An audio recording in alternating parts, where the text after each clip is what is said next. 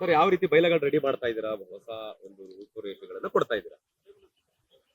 ನೋಡಿ, ಯಾವುದೇ ಒಂದು ಸಂಘ ಅಥವಾ ಸಂಘಟನೆ ಬಲವರ್ಧನೆ ಆಗ್ಬೇಕು ಅಂತಂದ್ರೆ ಆ ಸಂಘಟನೆಯ ಬೈಲ ಬಹಳ ಮುಖ್ಯವಾದಂಥದ್ದು. ಆ ಬೈಲಾದಿಂದನೇ ಸಂಘಟನೆಯ ಬಲವರ್ಧನೆ ಸಾಧ್ಯ ಅಂತ ನಾವೆಲ್ಲ ತಿಳ್ಕೊಂಡಿದೀವಿ.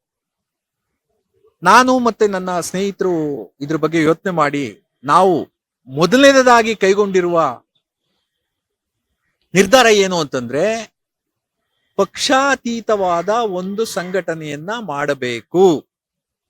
ಪಕ್ಷಾತೀತವಾದ ಸಂಘಟನೆ ಅಂತ ಬಂದಾಗ ನಮಗೆ ಬರುವಂತ ಚಾಲೆಂಜಸ್ ಏನಿದೆ ಅದನ್ನ ಬೈಲಾದಲ್ಲೇ ಅಳವಡಿಸ್ಬೇಕು ಅಂತೇಳಿ ಬೈಲಾದಲ್ಲೇ ಅದನ್ನ ಅಳವಡಿಸಿದ್ದೇವೆ. ಹೇಗೆ ಅಂತಂದ್ರೆ, ಯಾವುದೇ ಪಕ್ಷದಲ್ಲಿ ಪದಾಧಿಕಾರಿಯಾಗಿ ಕಾರ್ಯನಿರ್ವಹಿಸುತ್ತಿರುವ ಯಾರೇ ಆಗಿರ್ಬೋದು, ಅವರು ಸಂಘದಲ್ಲಿ ನಡೆಯುವಂತ ಅಂದ್ರೆ ಈ ಮಹಾಸಭಾದಲ್ಲಿ ನಡೆಯುವ ಚುನಾವಣೆಗಳಲ್ಲಿ ಪದಾಧಿಕಾರಿಗಳಾಗಿ ಚುನಾವಣೆಯಲ್ಲಿ ಸ್ಪರ್ಧಿಸಲು ಅವಕಾಶ ಇಲ್ಲ. Very clear. ಪಕ್ಷಾತೀತವಾಗಿ ನಾವು ಮಾಡಬೇಕು ಅಂತಂದಾಗ ಪಕ್ಷಗಳಲ್ಲಿ ಈಗಾಗಲೇ ವಿವಿಧ ಹುದ್ದೆಗಳನ್ನ ಒಂದು ಕಾರ್ಯನಿರ್ವಹಿಸುತ್ತಿರುವ ಯಾರೊಬ್ಬ ಸದಸ್ಯರು ಕೂಡ ನಮ್ಮ ಈ ಸಂಘದ ಮುಖ್ಯವಾಹಿನಿಗೆ ಬಂದು ಇಲ್ಲಿ ಚುನಾವಣೆಗೆ ಸ್ಪರ್ಧಿಸುವಂತಿಲ್ಲ. ಇದರಿಂದ ಗೊತ್ತಾಗತ್ತೆ ನಾವು ಪಕ್ಷಾತೀತವಾದ ಒಂದು ಸಂಘಟನೆಯನ್ನ ಮಾಡಬೇಕು ಅಂತ ನಿರ್ಧಾರ ಮಾಡಿದೀವಿ ಅಂತ ಹೇಳಿ.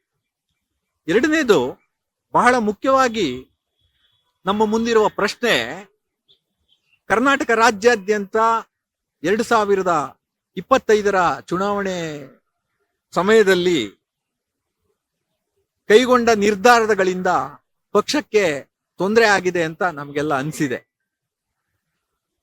ಹಾಗಾಗಿ ಮುಂದೆ ನಡೆಯುವ ಚುನಾವಣೆಗಳಲ್ಲಿ ನಮ್ಮ ಸಮುದಾಯ ಕೈಗೊಳ್ಳುವ ನಿರ್ಧಾರಗಳು ನಮ್ಮ ಭವಿಷ್ಯವನ್ನ ರೂಪಿಸುವಂತಾಗಿರಬೇಕು.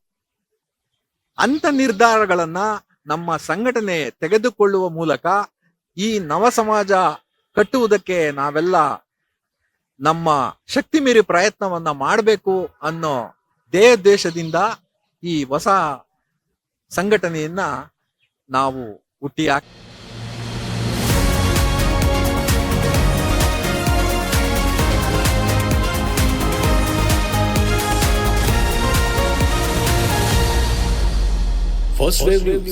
ನಿಮ್ಮ ದಾರಿ ನಮ್ಮ ಜವಾಬ್ದಾರಿ.